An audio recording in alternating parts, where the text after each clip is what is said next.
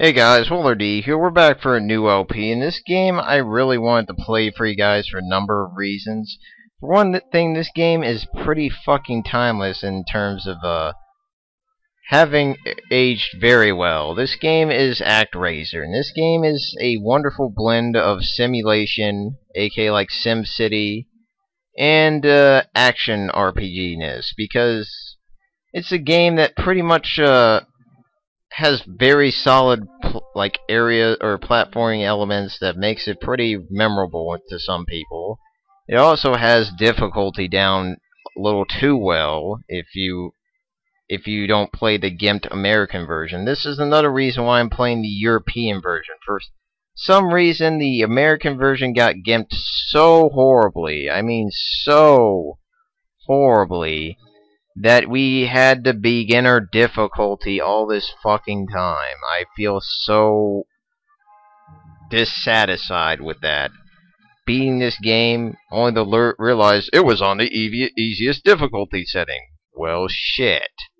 I feel like I didn't beat the game then. So I'm gonna be making a step up for myself and deciding, hey, I need to play this on a normal mode to actually feel like I've beaten the game. Because this game is definitely a lot harder on the is a lot harder than the American version already. Though one thing that doesn't help about this about the European version is that the frame rate's a little bit slower. It feels a little bit slower. It's because the differences in hertz basically. You'll understand what I'm talking about if you play this. If you play a game in if you play like an NTSC version and then play the PAL version, you'll see the miraculous difference. I love how there's action mode already available to you. You had to put a cheat in for like the American version, but nevertheless, let's get started on this game. I can poke fun at the American version more, but for now, let's play it on normal, just to see how evil it is. Create a name for yourself, because the angel doesn't know what to call you. Okay, angel buddy, I'll fix that for you real quick. So, I'm gonna name myself, obviously, Waddler, because it would be unfitting to name myself Bob, or Charlie, or Jim. I don't know, it just feels wrong just to not give yourself a significant name, so that everyone knows what to call you by. Are you awake, Sir Waddler? I'm the angel that's sent to help you recover your lost strength. Basically, the idea is this. Monsters are taking over the world, and this is all because of a douchebag named Tanzra, who basically was the one that sealed your power off somewhere. I guess maybe he just threw you up in the sky temple. It's like, fuck you, you won't be doing shit anymore for these wonderful people down here. And in order to restore my power, I need to get people to like me again. So, pretty much, I'm going to have to kick some ass along the way to make sure that there's going to be a peaceful land, or land peaceful enough for the people that you're going to be taking care of. And here's the screen that you're going to get used to a lot of. Basically, when you're in the Sky Temple, you have, or Sky Palace, I should say. I'm too used to playing like frickin' Zelda and whatnot. But we have the Sky Temple, or Sky Palace. We got Skylook Palace movement. Basically, you can move yourself around and explore how fucked up the land is. Looks like we got a desert, got a place with red water, kind of screwed up, and we got like a nice little icy area that we're gonna have to go to, I'm sure.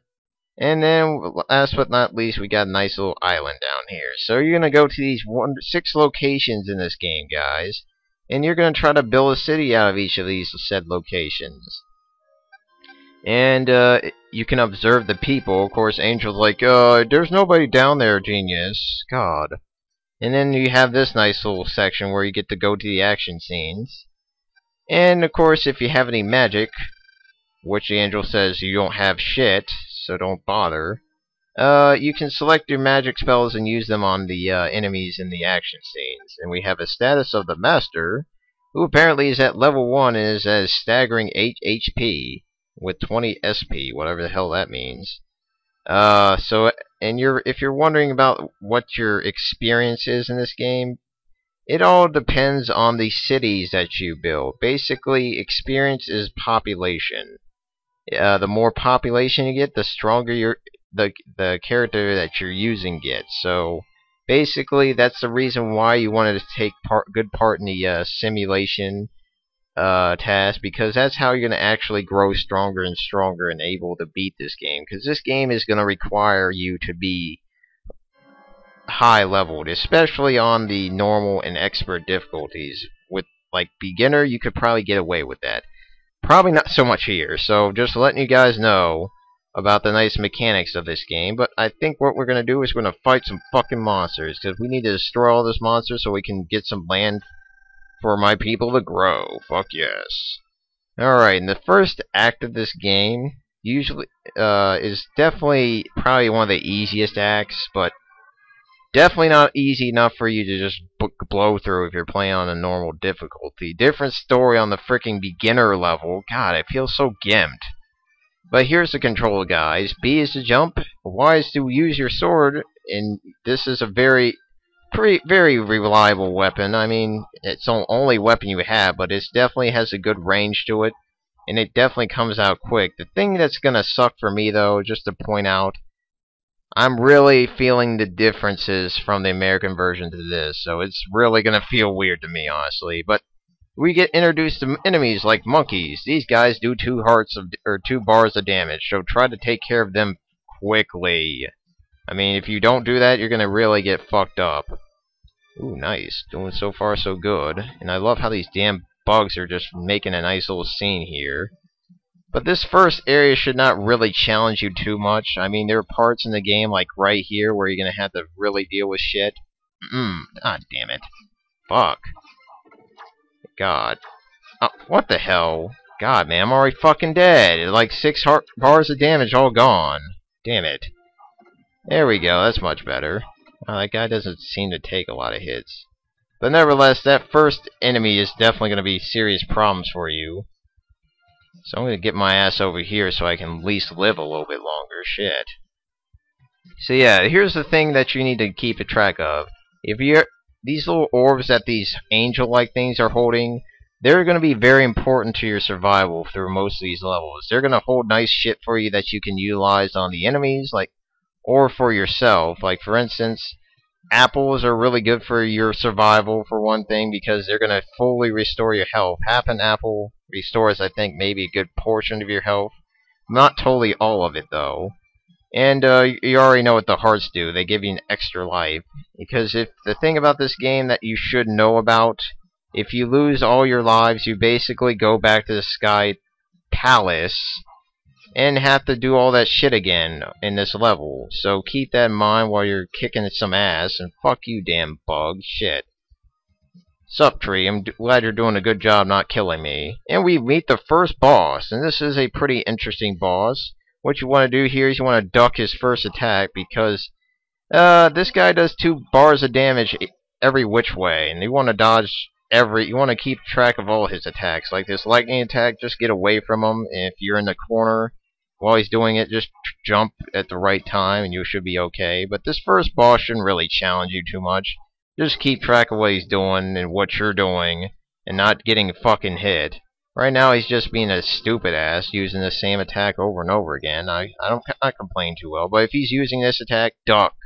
Because you don't want to be taking unnecessary damage on this guy, because this guy, you can't really stay out and duke it out with him. But once you beat his ass, he explodes in a nice ball of flames, and you complete Act 1 with sword raised over your head like a genius.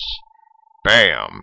And of course, you want to keep track of how many points you get at the end of each level, because this might play into your population count very well. Alright, so far so fucking good. Oh yeah, look at that. Somehow lightning is creating people, and they're happy. See you guys in the temple. And that's the only people who are living, apparently.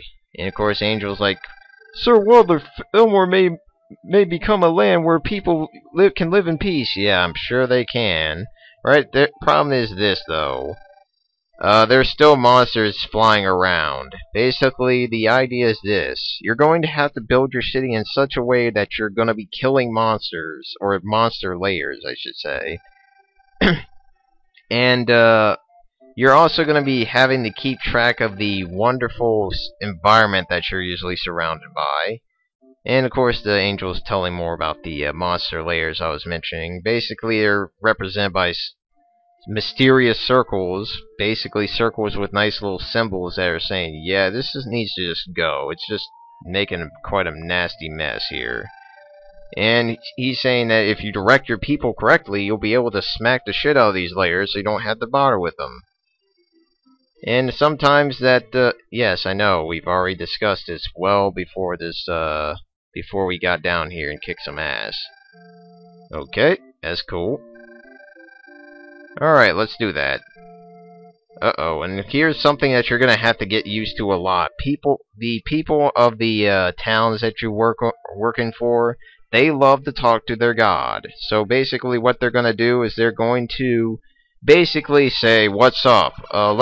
Please listen to us. My master, we are having a difficult time building homes because of many bushes. Please burn the bushes and guide us as we begin to build our road. So basically what they're asking you to do is use your fucking lightning to rain it down on some fucking trees that they don't like. If you do that, you'll basically make it for an easier task of building houses and whatnot. And you can also destroy houses, fields, and rocks, palm trees, and of course the bushes that we were talking about. So try not to be too spendthrift on this particular ability.